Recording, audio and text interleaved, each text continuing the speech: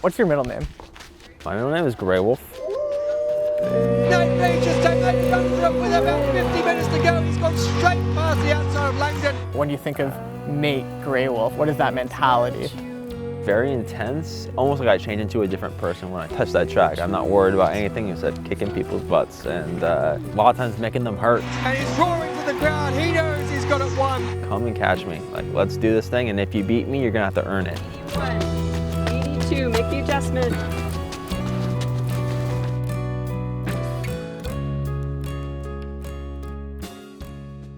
I think athletes who are prepared for practice are usually more successful than those who just show up.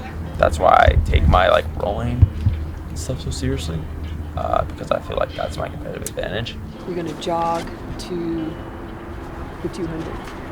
Okay. Start your first 5 there. The way I typically operate is understanding what their goals are, and then my job is helping connect the dots for them to achieve their goals. So with Nate, it was pretty clear it was world domination. Back in. You know it.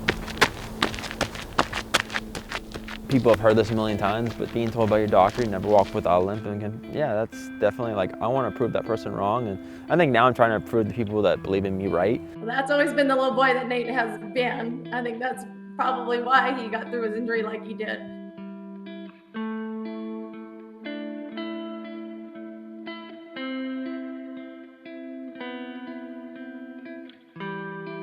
I'll never forget the phone call that I got when I was sitting in the room with him in the ER, and the doctor saying, "But we're pretty sure he's going to live."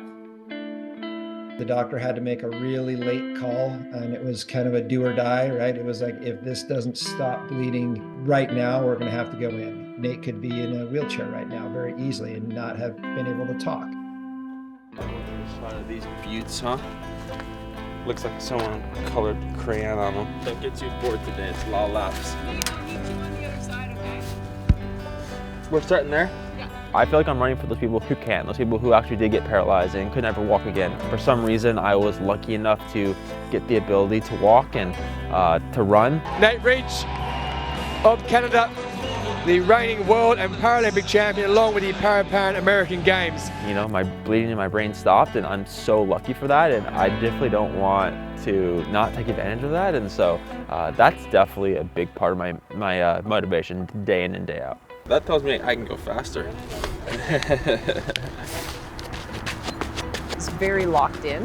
He knows what he wants. He's not an athlete you need to prod, potentially an athlete you need to pull back at times. What I'm watching for is he doesn't overshoot the first part, because we just want to establish kind of a baseline in terms of the lactate. We want to keep it under 4 millimoles and try to accumulate for today just about 7K. He's a warrior, 100%. Funny little story, but in Tokyo, he came up to me and he said that he was feeling kind of a little bit deadened, and he was having trouble getting himself activated. But when Nate stepped onto the start line, and I looked and I saw his eyes flashing and I saw the look on his face, I knew he was locked in and everything was going to be okay. And I think that's the major thing, is that he's a competitor on the track. He's an absolute competitor.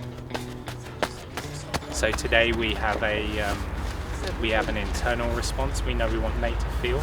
Yeah. So we use the blood as a check to go, hey, is that pace giving us the internal feel?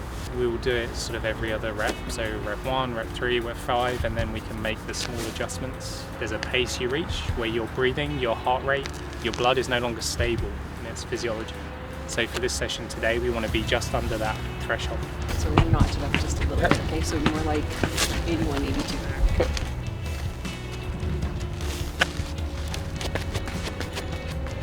Nate was born in Fresno, California. I was still competing in college at the time. Literally from the day he was born, he was, out on the track and always running around and being around people that were competitive. Who's your grandpa?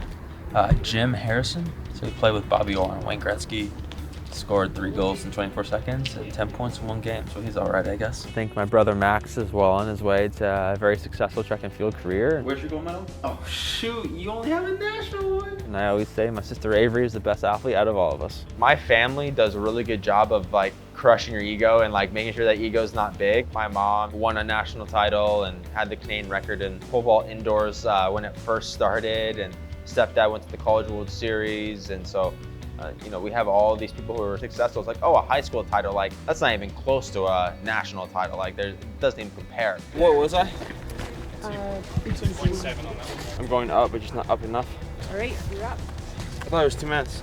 Oh. Straight through. No matter what turn your life takes, I think you can still be successful and still do those things that you want to be. You know, yeah, if you get paralyzed, you probably can't play in the NFL, but if you had other goals, I still think it's really worth chasing those goals. And at the end of the day, if those dreams don't pan out, at least you can say, hey, I went after it.